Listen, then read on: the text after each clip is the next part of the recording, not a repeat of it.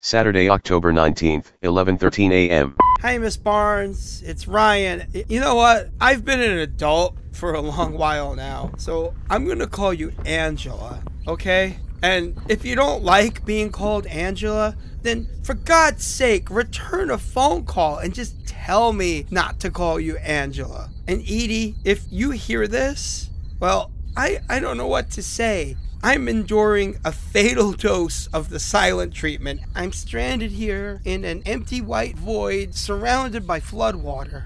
The air seems like it's getting heavier.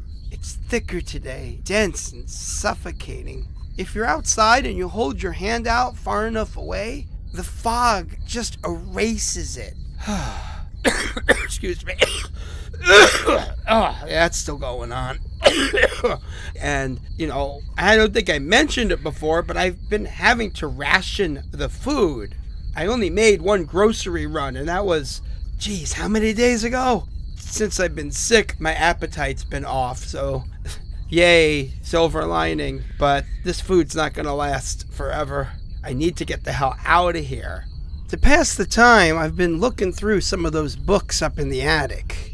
Most of them seem to be written in that weird squiggly line language. Looks like something from Middle Earth, the pyrography, burned into the floor. There's no chance of me making any sense out of it. There's pictures in some of the books, too. They're real nasty. They're drawings of human sacrifices, or maybe, medieval surgeries. I can't tell. Either way, it's nightmare fuel. It's the kind of stuff that would have gotten you burned at the stake once upon a time. I guess your uncle Siegfried got his magic show inspiration from this stuff. There's a lot of drawings of pentagrams. No two of them seem to be the same. There's lots of different symbols inside them. Some of the books have notes scribbled in English in the margins. There's a pentagram just like the one upstairs. Where the trunk is? The notes next to the picture say, Circle of Confinement. That sounds really dubious. Hidden among those, wizard tomes, I found a scrapbook, and this will interest you. It was full of news clippings, all reviews of Siegfried's act. Yeah, people actually fainted from seeing his magic tricks. He put volunteers into cabinets that were divided into cubes, and then he'd slice their bodies apart into different cube segments and shuffle the pieces around before he'd reassemble the person. And I guess in 1920 that was pretty shocking to see. I mean, it seems like it would have been an old trick even back then, frankly. But there aren't any photos in the reviews, but there's a few illustrations, and the artist took a lot of liberties and made a lot of embellishments, because I'm fairly certain that during his act the volunteers' internal organs weren't completely visible. The illustrations are, well, they're something else. They really belong in one of those weird wizard books with the human sacrifice pictures.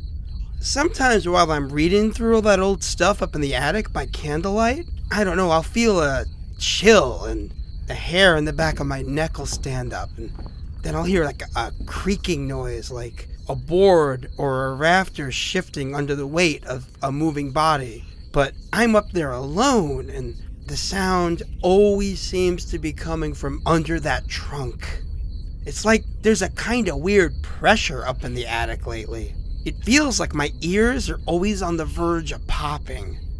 There's always a weight, on my forehead, and a pressure behind my eyes, like something's trying to push me out of my own head and get inside. And why would I even say that? I never know what I'm going to say anymore. It's probably the fever, or the magnetic force, or whatever. Anyway, I need to spend less time upstairs near that freaky trunk. Starting to let my imagination go a little wild. I really want to open it. Please tell me I can open it. Hell, you know what? If you don't want me to open the trunk, call me and tell me not to open it. okay? Because it's driving me nuts. As soon as the fog and the flood lets me, I'm going to go back to my truck. I'm going to get those bolt cutters, and I'm going to get the pry bar, and I'm going to pop that son of a bitch open and see what's in there. And I'm sure we'll all have a laugh. It's going to just be a machine, or maybe we're going to find a dead raccoon in there. End of messages.